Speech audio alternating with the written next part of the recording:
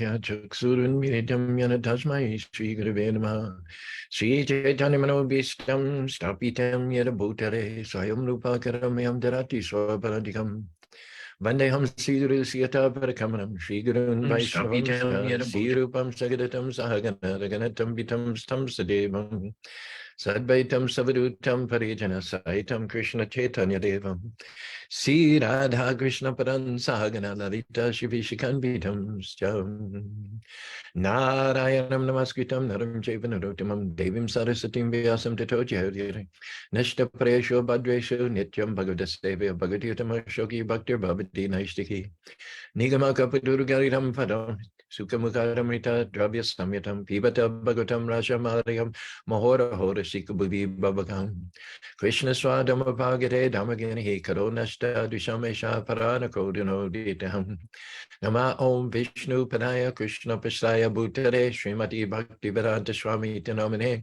Namaste Saraswati Devi Guruvani Pachadine Nirvishes Sunyori Praskita Desatarine Sri Krishna Chaitanya Prabhu Nityananda Sri Advaita Gadadhar Shiva Sadi Gaur Bhaktavindam Hare Krishna Krishna Krishna Hare Hare Hare Rama Rama Rama Hare Hare.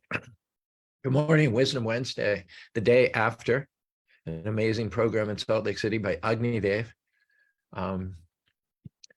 He was picked up in the morning, flew up from Los Angeles, from where they had the Rath Yatra on Sunday. Sundari Priya and her husband Govindaraj very kindly picked him up, gave lunch and hosted him throughout the day. And then the program at the temple started 6:30, 6:45 with him singing a bhajan by Bhakti Vinod Thakur, Gai Gora Madhusare, and speaking quite extensively about the origins of the Krishna consciousness movement, tracing it from Lord Chaitanya to the six Goswamis, through Bhakti Vinod Thakur and his son Bhakti Siddhanta, as well as Srila Prabhupada. Very wonderful talk, after which he finished up the program with another kirtan. There were about 50, 60 people there on a Tuesday night. And my opinion was that everybody was deeply satisfied. We had wonderful prasadam, poha, expertly made in halva. They're going to do it again Thursday night.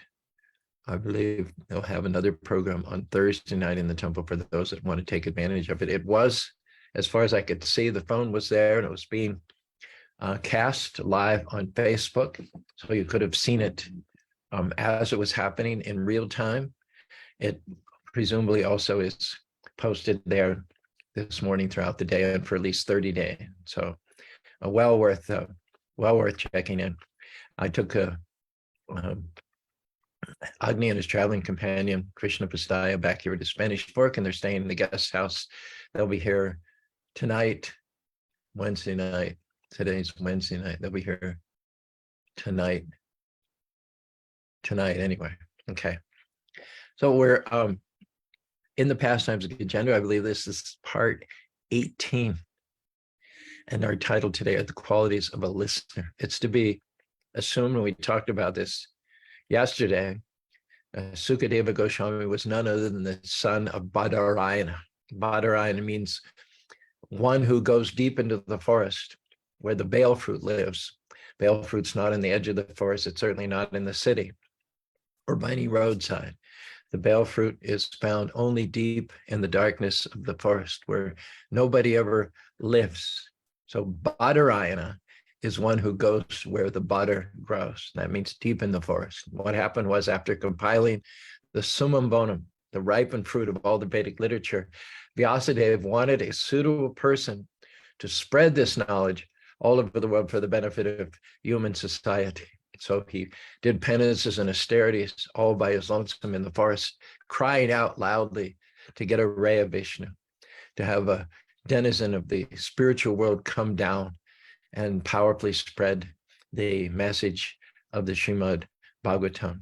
Prabhupada, in fact, used to refer to his spiritual master, who was that sun, who was that ray of Vishnu, in response to the prayers that Prabhupada used to refer to his own spiritual master, Bhakti Siddhanta, who was also sent by Krishna in response to Bhakti Vinod's prayers too, to spread Krishna consciousness. Prabhupada often referred to his spiritual masters as Vaikuntama.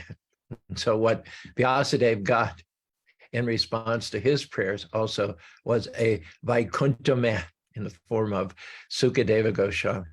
Being the son of the compiler of the Vedic literatures, Vyasadeva himself, as the compiler of the Vedic literatures, is described as the literary incarnation of God. Kimba Pariyar Ishvara. Kimba Pariyar Ishvara. He's equal to the Supreme Personality of Godhead in terms of the literary embellishments, the literary expertise and prowess.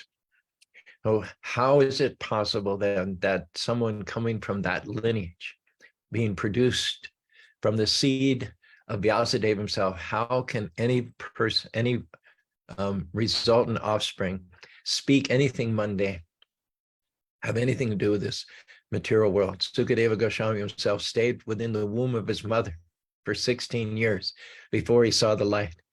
And then when he exited, he immediately started walking to fulfill his mission of spreading Krishna consciousness all over the world. His father called after him, my son, my son.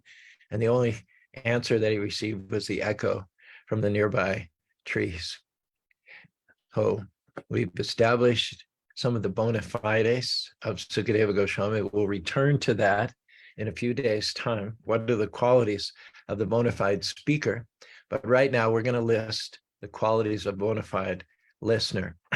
First of all, is that one should offer obeisances in the beginning of any session to the Vyasasan. Vyasasan means the place where Vyasa sits. In every Hare Krishna temple throughout the world, there is a Vyasasan for Prabhupada with a Murti of Prabhupada, and then there's a smaller Vyasasan where whoever's giving the Bhagavatam class, whoever's giving the Bhagavad Gita class sits. And when they sit on that seat of Vyasa, the obligation is to speak from the literatures of Vyasadeva, to be a bona fide, pure representative of Vyasadeva.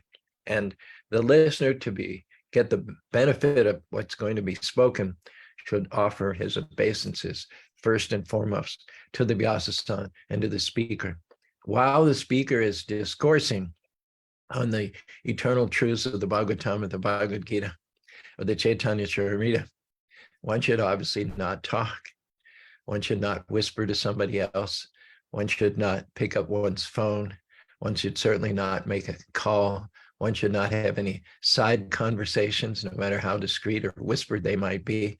One should not discuss other topics during the kata. There's a recognition that there's nothing higher, nothing more purposeful to hear in this human form of life.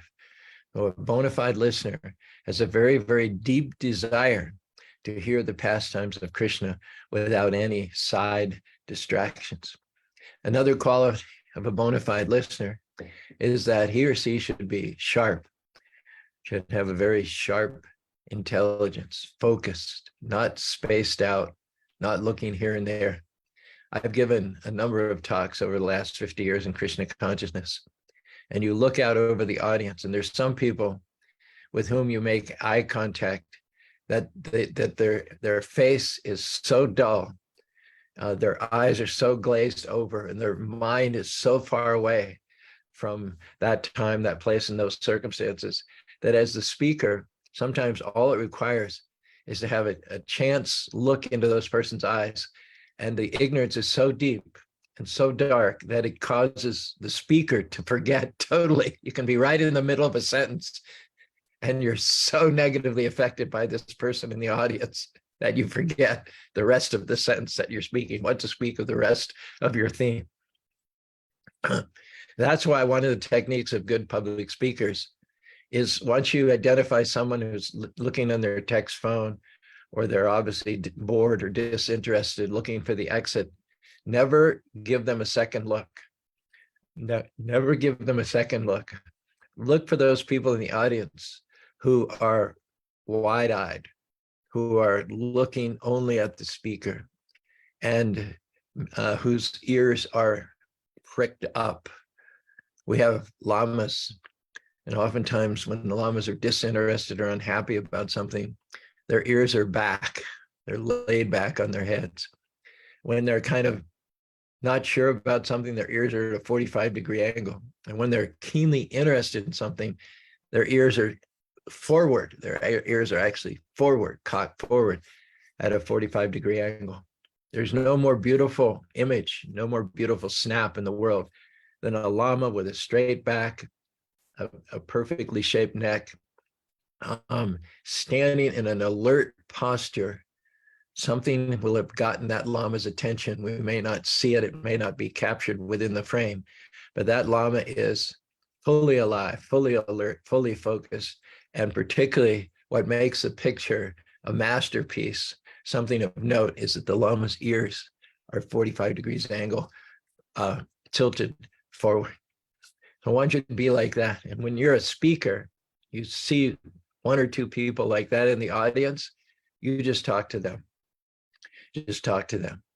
What will happen is when you make eye contact with people like that, you'll not only not forget what you're speaking, but new realizations will come to you. You'll benefit. You'll benefit from their positive energy. You'll benefit because of their eagerness to hear. You'll be inspired to think of more things to say than you would have normally. Things will be unearthed because of the qualifications of the listeners. Tune out all the disinterested, bored people and just speak to 2 or 3 people in the audience, transferring your eye contact from one to another. Forget about the rest. They're not even there. And in fact, they're not there. Physically, they may be there, but mentally, they're gone. That will inspire you to give even a better talk than you would have given normally. And it'll also make the talk more conversational. You'll be more relaxed. You're not thinking of speaking to 50 or 60 people, but you're speaking in a laid back, relaxed, focused, single track conversational mood to just 2 or 3 or 4 or 5 people in that audience. That should be the ideal circumstances. Some people, because of their laziness, because of their lack of interest to hear, they don't even get what you say. They couldn't repeat to save their life what you said. And some people will ask a question about something that was already covered in the lecture. You've already talked about that extensively. And then after the lecture, when you invite questions, they indicate by their questions that they did not get it at all. They were dull, they were lazy, they were inattentive. One should try as much as possible to be a sharp hearer, to be an attentive hearer, to be an eager hearer. That will not only benefit you, but it will also inspire the speaker as well. Another quality of a bona fide listener, it is said that one should listen as if one had folded hands. One may not necessarily sit through a half an hour lecture with one's hands folded, but one would sit as if with folded hands. The whole process of hearing, some people think they're doing the speaker a favor by listening to them. They think in their arrogance, my time is very valuable. I'll give him 5 minutes. I'll give him 10 minutes. I'll see what he has to say. I'll compare it with what I know. I'll add tidbits of my own knowledge. I'll ask him irrelevant questions just to show how much I know, how qualified I am. All these different moods, mental states should be kicked out if you want to be an authentic, bona fide listener. In our hearts, we should know that Krishna, the Supreme Personality of God, is speaking through this person. Evam parampara praptam imam vijarsam shakalina yoga nashta parantapa. Krishna says, I speak to the generations through the descending chain of disciplic succession. This is the megaphone. This is the loudspeaker that God uses to reach generation after successive generation. He speaks to the chain of disciplic succession. Lord Chaitanya Mahaprabhu spoke to the 6 Goswamis. The 6 Goswamis spoke to Bhaktivinoda Thakur. Bhaktivinoda Thakur spoke to Bhaktisiddhanta. Bhaktisiddhanta spoke to Bhaktivedanta. Bhaktivedanta spoke to his disciples. One of his disciples, Agni, came last night and spoke to us of all those members of the disciplic succession. And when Agni is speaking, there wasn't a single person in the audience that doubted that Krishna was personally speaking through Agni. And another qualification of a bona fide listener is that don't worry about who else might be sitting in the audience. Don't worry about the 9 or 19 or 29 or 39 or 49 other people who are there in the program. Just sit there. Don't look to your right. Don't look to your left. Don't think of anybody else who's sitting in that assembly. Just consider that Krishna is directly speaking to me. Krishna is in my heart.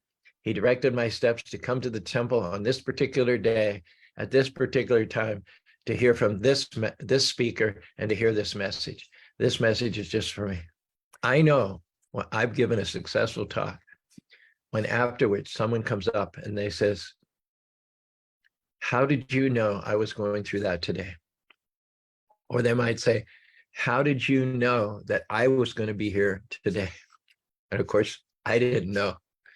But we try to make what we speak relevant to the individual.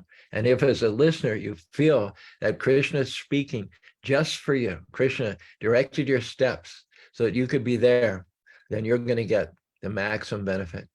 The meditation is there's no one else in this room except the speaker and myself. Not that there's a big crowd and I happen to be one among them. No, the audience is incidental. What's important is the speaker's here and I'm here. And that speaker we have to listen to as if they were our Guru Dev, our actual spiritual master. Even if you've had initiation, diksha, formal initiation from another guru, we all know that the diksha gurus in ISKCON have many, many dozens, if not hundreds, if not thousands of disciples. So how many times in a year are you going to sit in the physical presence of your diksha guru and hear a message from them? But our line is comprised not just of diksha gurus, but shiksha gurus. In some ways, the shiksha gurus, the ones who we interact with on a day-to-day basis and who teach us about cooking, about kirtan, about how to play the harmonium, how to madanga, how to distribute books, and how to give talks. The shiksha gurus are going to be even more important for us, generally speaking, than the diksha gurus. So consider every speaker on the Vyasasana as your guru.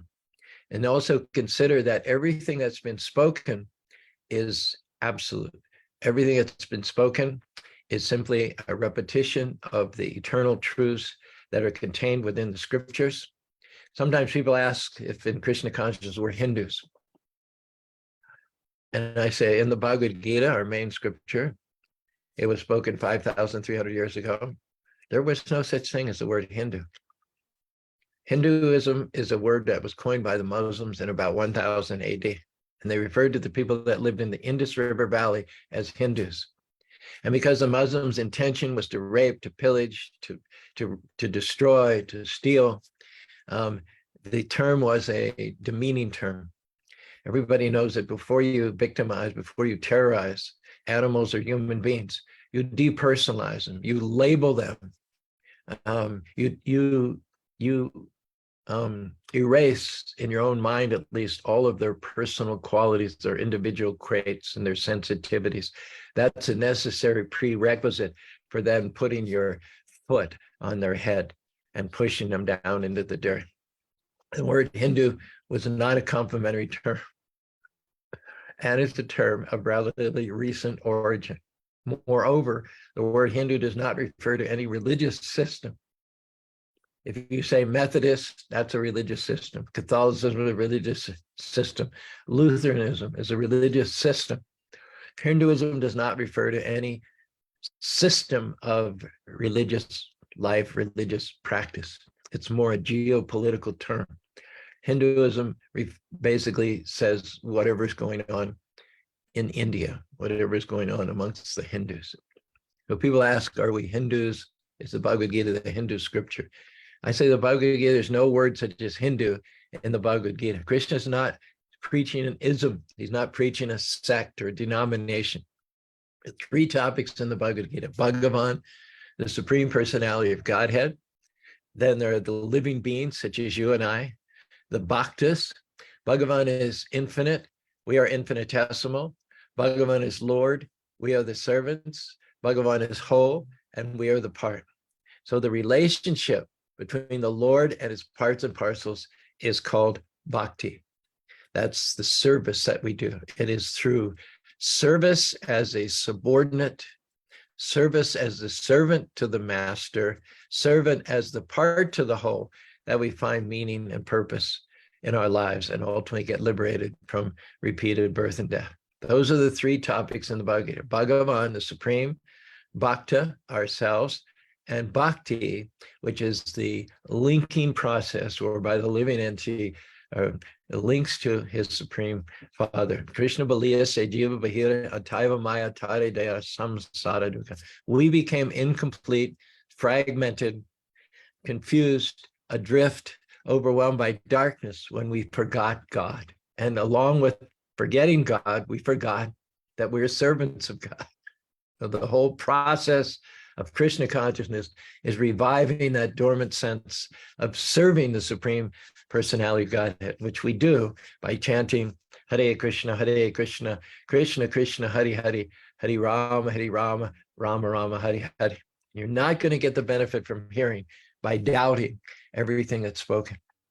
True, Arjuna was an intelligent man, highly intelligent. He wasn't a scholar by the standards of the day, but by the standards of today, where we are in Kali Yuga, he was highly intelligent. He would have been a great, great scholar in this day and age. And yet he, and as such, as an intelligent person, he had doubts. He did ask Krishna some hard, tough questions in the Bhagavad Gita.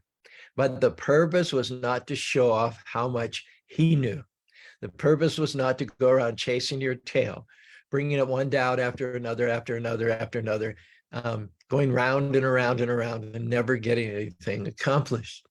He did have doubts. He brought up the doubts with the purpose of having those doubts dispelled. The doubts were what were making him paralyzed. The doubts were between him and the fulfillment of his duty. He wanted to go ahead. He wanted to pursue Dharma. He wanted to do the right thing, but the doubts were in the way between him and his ultimate destiny. His purpose in asking questions was to remove the doubts so that he could then activate his faith. Now, most people who ask questions interminably nowadays, they have no intention of removing the doubts and getting to a point of action, of activating their faith, becoming committed and engaged, bringing up doubts over and over again, almost professionally, a professional doubter. His intention is not to commit at all. Life is short. We only have a few years, and we only have a few good years. And so we need to educate ourselves. We need to search for a bona fide, authentic sort of knowledge. And we need to ask questions. And those questions can be hard questions. But keeping in mind, we only have a limited window in this lifetime with which to commit, with which to honor the Lord, and with which to make a difference. So we cannot spin out the process of bringing up our doubts inordinately long, obscenely long.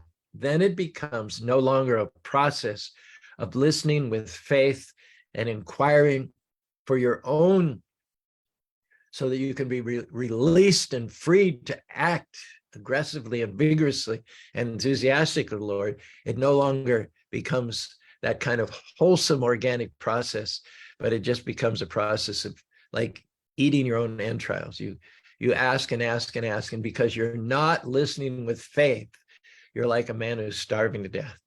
A man who's starving to death is not taking any nutrition, and he's burning the calories that he already has. And so eventually he's going to consume himself. He's going to, his body, his organism, his physiognomy is going to start consuming his own vital organs for lack of external nourishment. The whole purpose of asking questions is to remove the doubts. Bhakti prasarava varaktarancha chaishtai gatrikaham. Prapadye nashnutatu tushti pushti surapyanushnashaham. The whole process of approaching a spiritual master and listening with faith, putting your doubt, getting your doubt dispelled, and then going to the next step. The whole process is compared to the process of eating a good meal. Before you eat a good meal, especially if it's been a while since your last meal, you're feeling weakness, you're feeling uncomfortable, you're feeling miserable, and you're feeling dizzy, confused. Weakness, discomfort, and confusion. As you put one bite after another in your mouth, as you listen, analogously speaking, to the words of the spiritual master with faith, you become satisfied. You become free from weakness. You become free from discomfort, and you become free from confusion. Arjuna opened, basically, the Bhagavad Gita formally starts in the second chapter when he says, Karpanya dosho patahasha baha prachami tam dharma samudaya yakshayam nishid sishyasteham sadimam tam prapana. When Arjuna says to Krishna, let's stop talking casually as friends. Let's stop talking as equals. I submit myself now as your disciple and a soul surrender unto you. And whatever you tell me, I will receive it in faith.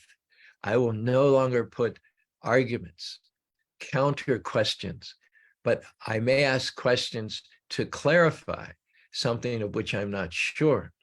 But I will not ask questions to show off how much I know. I will not ask questions which will impede or divert the flow of this conversation. We want the benefit to come to the listener. If the listener's a fool, then it doesn't matter how much or how often the speaker speaks. He's not going to change. The example is given of bamboo. The bamboo will never give fruits. The bamboo will never give flowers. It doesn't matter how much rainfall pours on the bamboo. It doesn't matter how fertile the soil from which the bamboo grows. None of that matters. The bamboo will not give fruit because the bamboo has already pre-decided, I don't want to give the fruit. It's already made up its mind. So if someone approaches a guru just as a pastime, as a frivolity, they've already decided that I'm not going to listen with faith.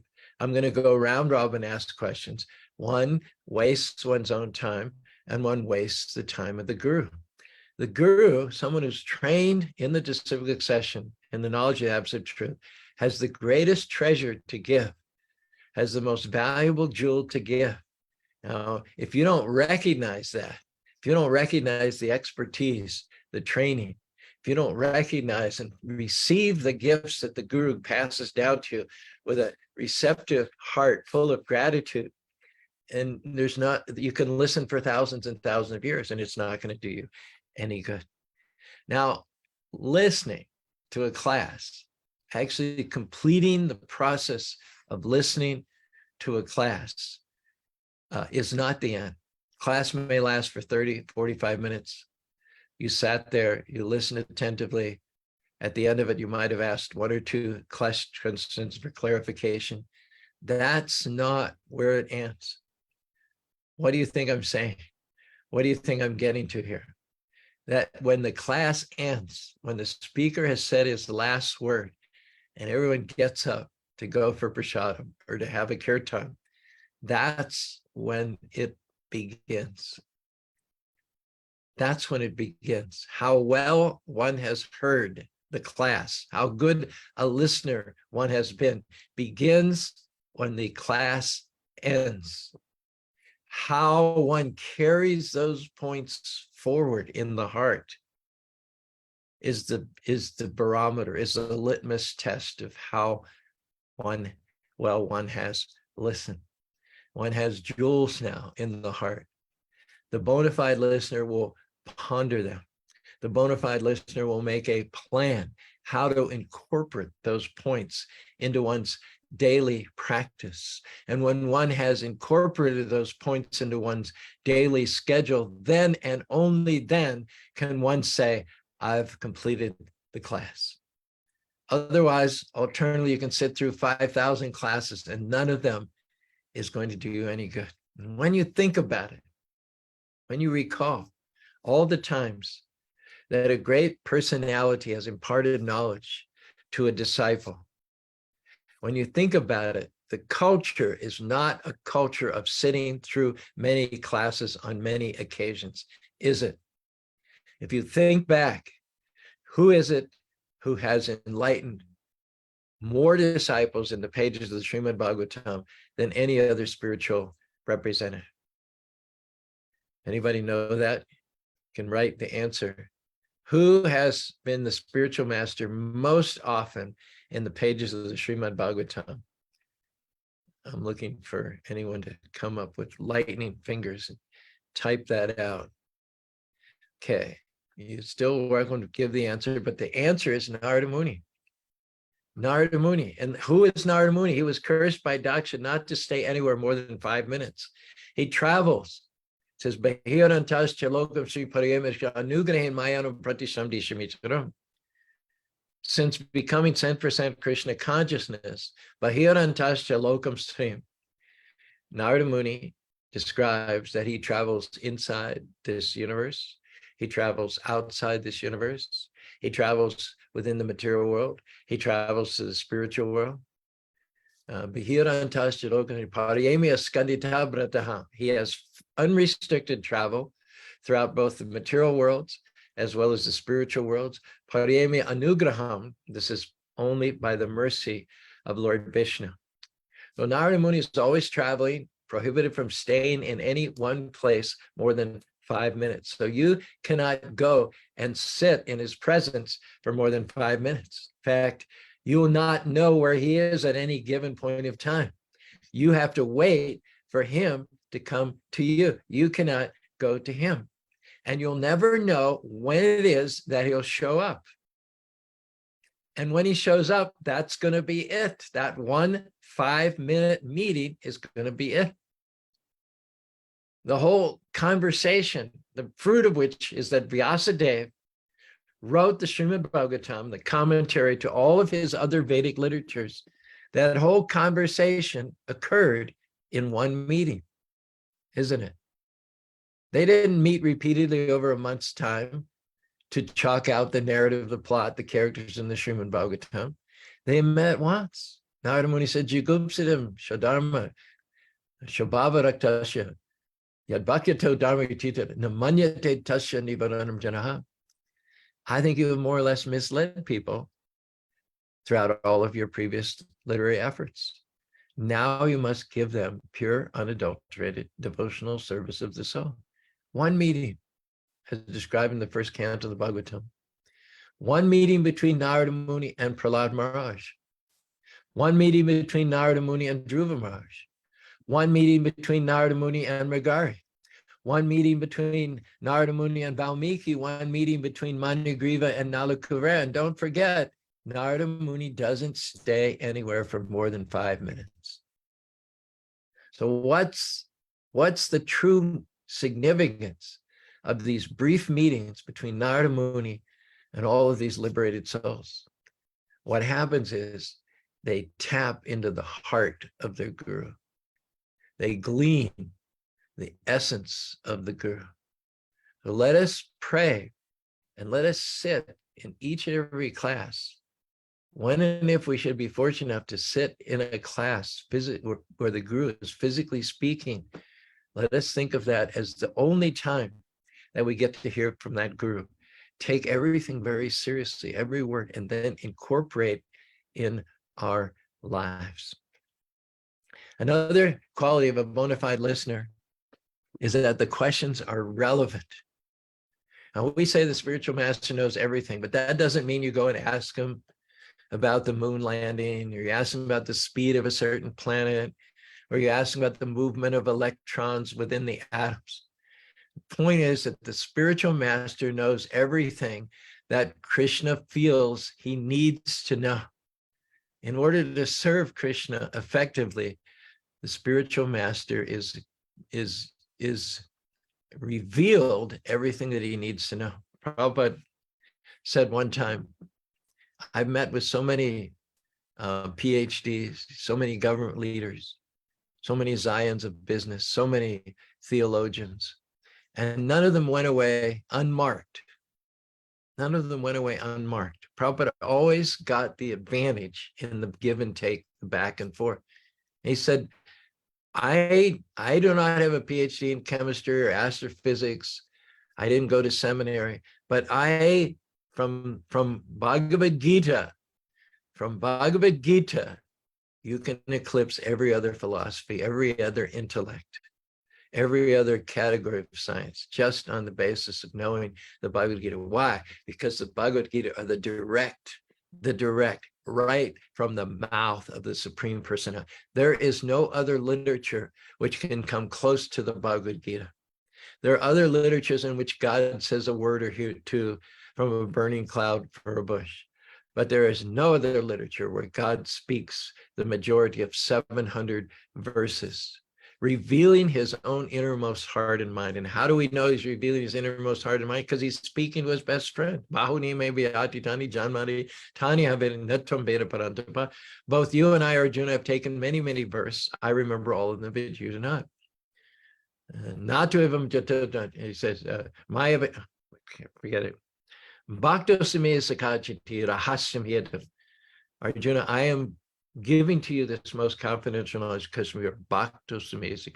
You are my devotee as well as my friend. There is no one who is more intimately connected with Krishna than Arjuna. And consequently, there's no one to whom God is going to more fully reveal his mind than Arjuna.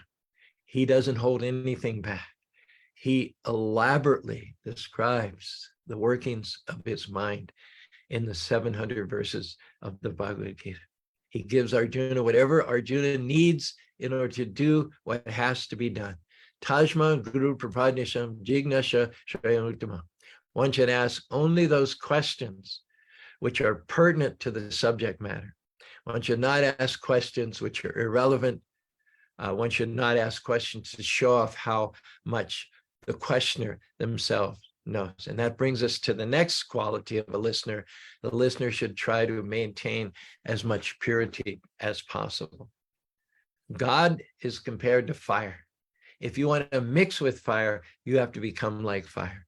God is supremely pure. Povitam idam uttama.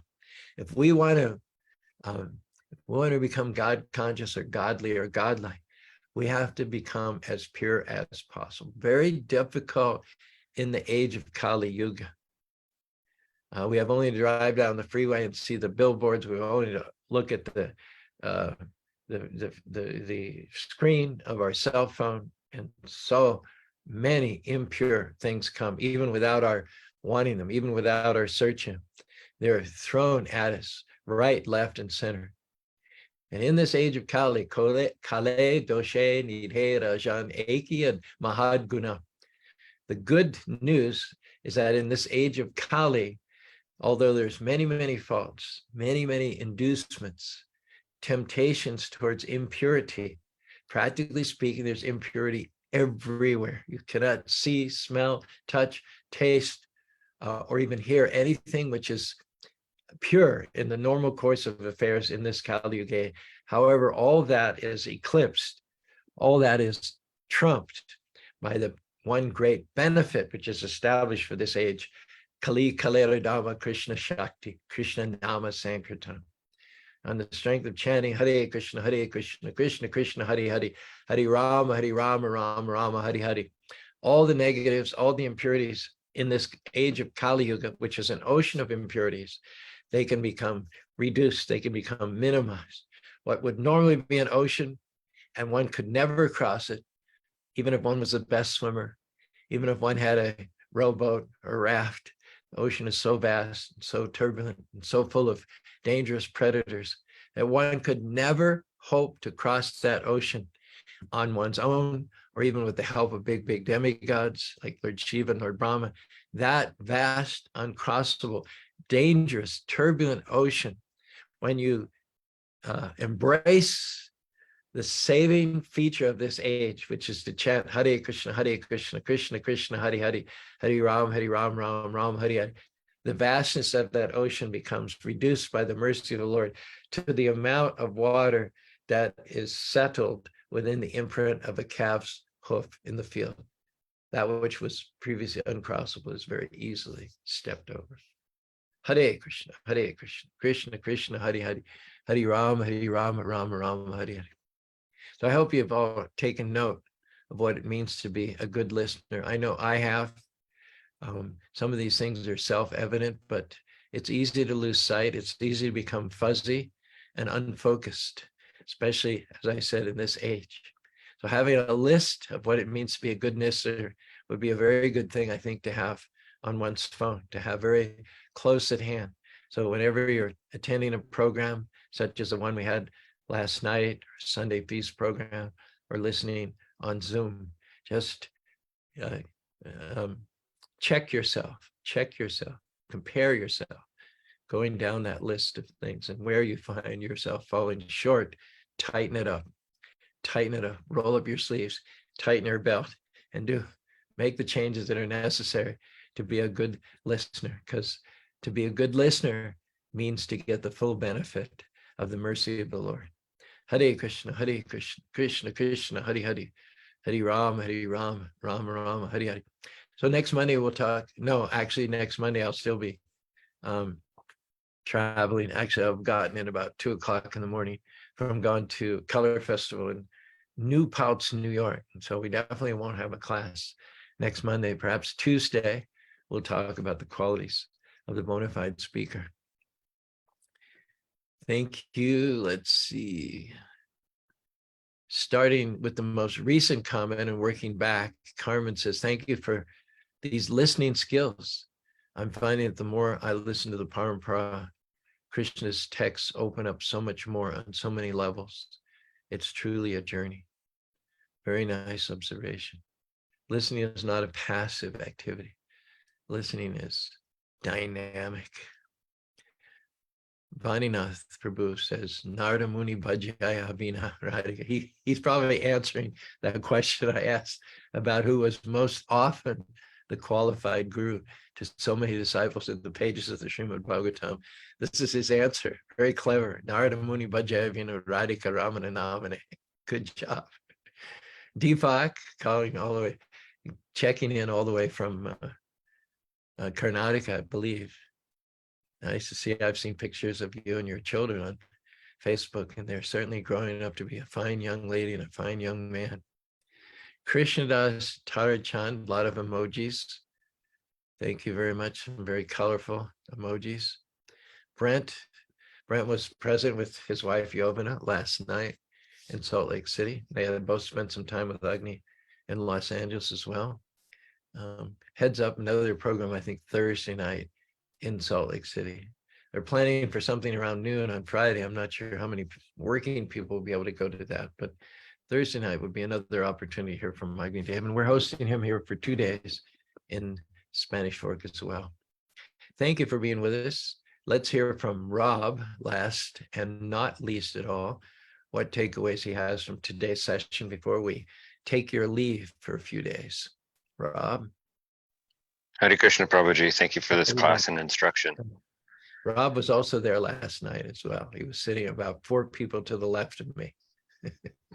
A wonderful experience. Such beautiful bhajans and kirtan. Really, really. All right, so don't listen for show, just to feed your ego. Nice. Let go of ego so you can grow. Mm-hmm. You might as well eat stool when you listen like a fool. Spiritual growth is your incentive to be attentive. That's very nice. Truly listen to the spiritual master, and you will progress much faster. I like that. Be pure to hear. Your soul will glisten when you listen. Nice. And when you listen, be active, not passive. Very good. I'll include all of those except perhaps the stool one, if that's okay with you. Whatever you would like to include. Well, thank you as always for being there and for your contribution. I know a lot of people have commented that they really like that that dimension of our discussion. So please keep it up. Good work. That's it for today, Wisdom Wednesday. We'll be back at the earliest Transcendental Tuesday. In the meantime, have a great rest of your week. Have a great weekend. I know I'm going to have a great weekend in Upper State New York at a Festival of Colors. We're also going to have a great day or two here hosting. Agni Dev was my old friend. I haven't seen him for 30 years, but we were very close in the early 80s in Los Angeles. I organized the South Asian Cultural Exchange. It was a festival very similar to the Festival of Colors. That's what I do. You know, if you trace True's history, that's what he's done. The whole Krishna conscious career has done festivals with tents and stage and performers. And if you go back 40 plus years to Los Angeles, yes, we were doing the Festival of India, taking it to colleges all over Southern California, presenting food, presenting cultural exhibits, and presenting a full menu of stage performances. And in those days, Agni Dev was always to be counted on. He was the president down in Laguna Beach, but he'd always travel with this band of musicians to be the heart of our stage program. So I have a very deep affection for Agni Dev, which goes back almost 45 years. And it's a particular blessing from Krishna that I'm able to spend a day or two with him and show him around the local sites and also show him what Krishna has sent our way here in Utah in the last 45 years. Thanks again. Hare Krishna, Krishna Krishna, Hare Hare, Hare Rama, Rama Rama, Hare Hare.